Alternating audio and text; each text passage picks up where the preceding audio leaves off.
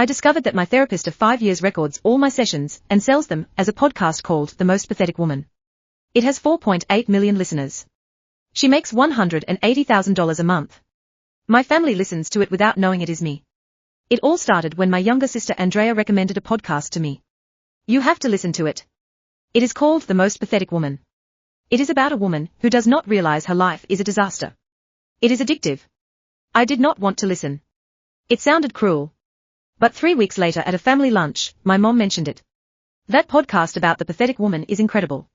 Poor woman, so blind. My Aunt Laura laughed. I yell at the screen, wake up, you fool. My dad nodded. It is frustrating. I cannot stop listening to it. Everyone in my family was listening to it. That night, out of curiosity, I searched for the podcast on Spotify. The Most Pathetic Woman, Episode 1, published 4 years and 11 months ago. I froze. Exactly 5 years ago, I started therapy with Dr. Patricia Ruiz. The voice was Patricia's, but different, colder, more mocking. Hello, listeners, welcome to the most fascinating case of my career. This woman, whom I will call M, is a perfect example of pathological self-deception. My stomach knotted up. She continued, she came to my office crying because her husband cheated on her. The pathetic part is that she thinks the problem is him. 5 years ago, my husband Carlos cheated on me. I told Patricia in my first session. I never told anyone else. I kept listening, trembling. The funny thing is that M does not understand that the real problem is her. She is so insecure, so needy, that she pushes men to look for something better.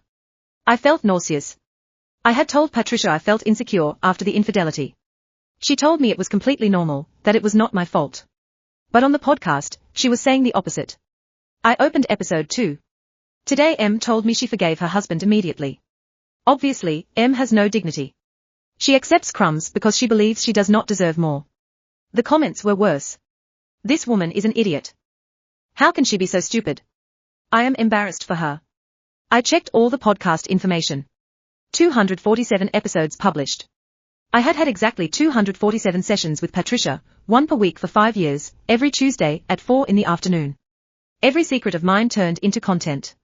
When I told her about my miscarriage, episode 83, M lost a baby and her first reaction was to wonder if her husband would leave her. Pathetic. When I told her my sister stole $15,000 from me, episode 120, M is so weak she cannot even confront her own sister. When I told her about my suicidal thoughts, episode 192, M threatened to kill herself again. Her favorite tactic to get attention. I never threatened to kill myself. I said that sometimes I did not want to wake up. It is completely different, but she twisted it. She turned it into something dramatic for the podcast. I checked the podcast numbers. 4.8 million subscribers. Each episode had 4 ads. I did the math. Patricia was making approximately $180,000 per month, over $2 million a year selling my pain. I found the document I signed at my first appointment 5 years ago. I authorized the recording of sessions for therapeutic and research purposes. Research. She used that word to justify everything. I texted my sister Andrea, that podcast you recommended to me, how long have you been listening to it? Since episode 1, she replied. Almost 5 years. It is my favorite podcast. I asked my mom the same thing. Also from the beginning. 5 years.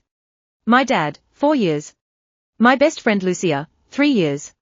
Everyone was listening to my deepest secrets without knowing it was me. Patricia changed small details. My husband is named Carlos, she called him Roberto. I am 34 years old, she said 37. I work as a designer, she said accountant. Enough so that no one would connect the dots. Everything else was exactly real.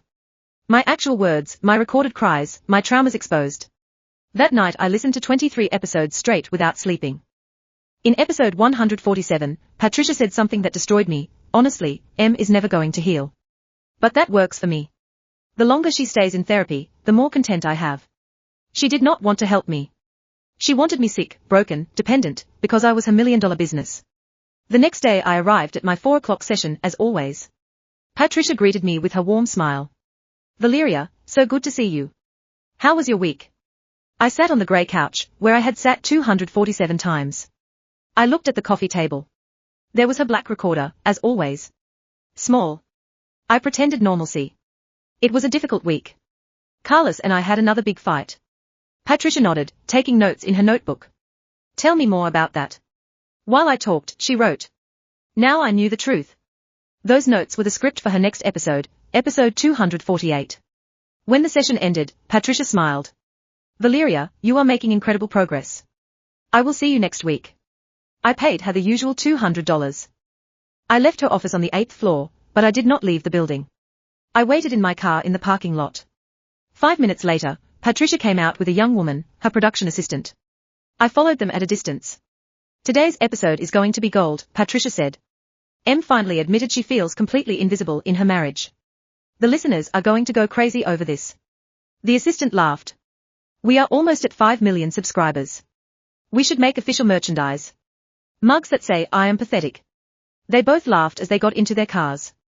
I sat in mine, crying. 5 years trusting her with my darkest secrets.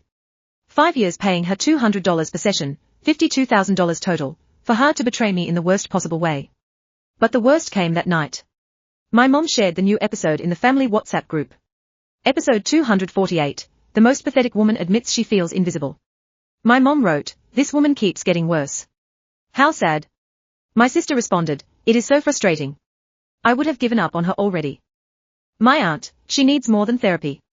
She needs a miracle. They were talking about me, mocking me, pitying the pathetic woman on the podcast, without knowing that woman ate with them every Sunday. The next day, I hired a lawyer specializing in image rights. I showed him the signed consent, the document that said research, not commercial exploitation. My lawyer smiled. That is a clear violation of multiple laws. You have $1 million case. Then I hired a private investigator. Find out everything about Dr. Patricia Ruiz. 3 days later, I received a 47-page report. Patricia Ruiz was not her real name. She was called Patricia Sandoval. She lost her psychology license in Texas 7 years ago for violating patient confidentiality. She was practicing illegally in California under a false identity. But there was something else in the report, something the investigator highlighted in yellow. Something that when I read it, I was paralyzed. Because I finally understood why Patricia chose me specifically. Why, of all her patients, I was the star of her $1 million podcast. Patricia and I shared something she never mentioned in 5 years of therapy. Something that changed absolutely everything. Because that secret connection between us was